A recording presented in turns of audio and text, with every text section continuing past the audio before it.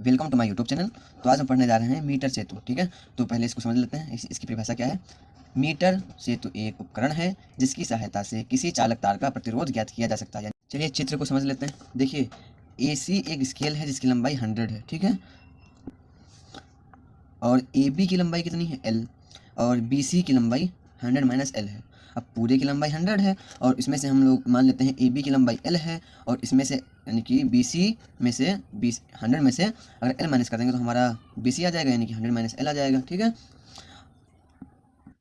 और AB का प्रतिरोध P है और BC का प्रतिरोध Q है। ठीक है, अब जो यहाँ से AD गया है यहाँ पे, इसका प्रतिरोध R है और ये RB बॉक्स है, यानी कि रेजिस्टेंट बॉक्स है। ठीक है, और CD का प्रतिरोध S है। देखो, बाकी सबका प्रतिरोध तो हम लोगों को निकाल दिया गया है। ठीक है, पर जो S है ये अज्ञात प्रतिरोध है, यानी कि हमको ज्ञात नहीं है। ठीक है, तो हम लोग सूत्र की स्थापना करेंगे और जो हम लोगों ने चित्र में समझा है उसको लिख लेंगे। ठीक है, तो लिखिए, तार AC के AB भाग का प्रतिरोध P, जो कि ये है, देखिए।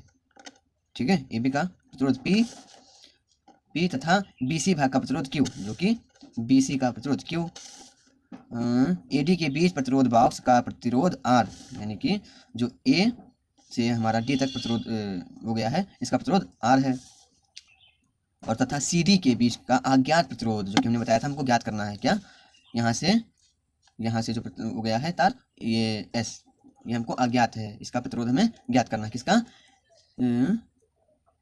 CD का प्रतिरोध हमें S ज्ञात करना है, क्योंकि अज्ञात प्रतिरोध है। ठीक है, S। तो इसी प्रकार हम कह सकते हैं तार AC के AB भाग का प्रतिरोध P तथा BC भाग का प्रतिरोध Q होता है। AD के बीच प्रतिरोध बॉक्स का प्रतिरोध R तथा CD के बीच अज्ञात प्रतिरोध जो कि ज्ञात करना है, प्रतिरोध S होता है। ठीक है, चलिए आगे बढ़ते हैं। देखिए, AB = L सेंटीमीटर, ये कहाँ से आ गया, और BC = L 100 - L सेंटीमीटर कहाँ से आ गया। देखो, हम लोगों ने चित्र में देखा था, ये देखिए, AB L centimetre, BC 100 - L centimetre. देखो, वही लिखा है, AB = L सेंटीमीटर और BC = 100 - L सेंटीमीटर। वही है ना, कुछ गड़बड़ नहीं है, बस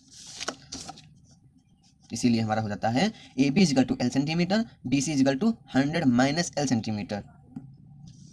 माना प्रति एकांक लंबाई पर प्रतिरोध X है। तो आगे बढ़ते हैं।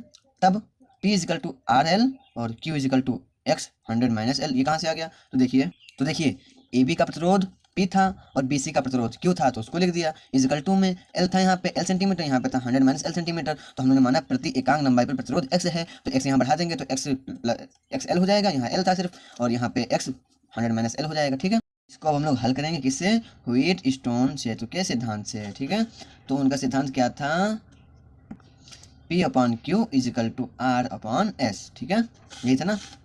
अब क्या किया हम लोगों ने, देखो, हमने पहले ही गोद दिया है इसमें, समझिए। यहाँ पे देखो, P का मान हमको कितना दिया हुआ था, RL। ठीक है, RL नहीं था, XL था। ठीक है, XL, और Q का मान कितना दिया हुआ था, अपन में लिख देंगे X 100 - L। ठीक है, यही तो था।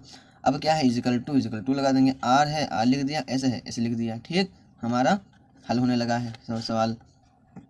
अब जो है ये देखो, XS कट जाएगा, हमारा क्या बचेगा, L/100 - L = RS।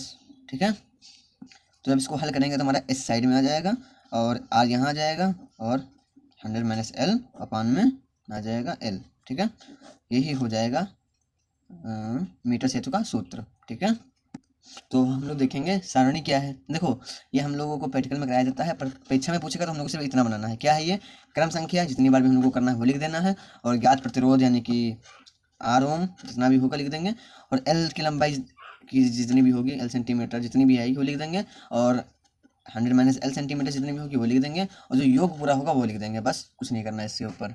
चलिए सावधानियाँ देख लेते हैं। देखिए, सावधानियाँ क्या हैं, प्रतिरोध बॉक्स के सभी प्लग तथा संयोजक अच्छी तरह से कसे होने चाहिए, नहीं कि ढीला मत छोड़ देना, जैसे कि कभी भी हो जाता है। दूसरा क्या है, प्रतिरोध में तभी धारा प्रवाहित करनी चाहिए जब प्रेक्षण ज्ञात करना हो, यानी कि प्रतिरोध में तभी धारा प्रवाहित करें जब प्रेक्षण ज्ञात करना हो। ठीक है, समझ में आ गया।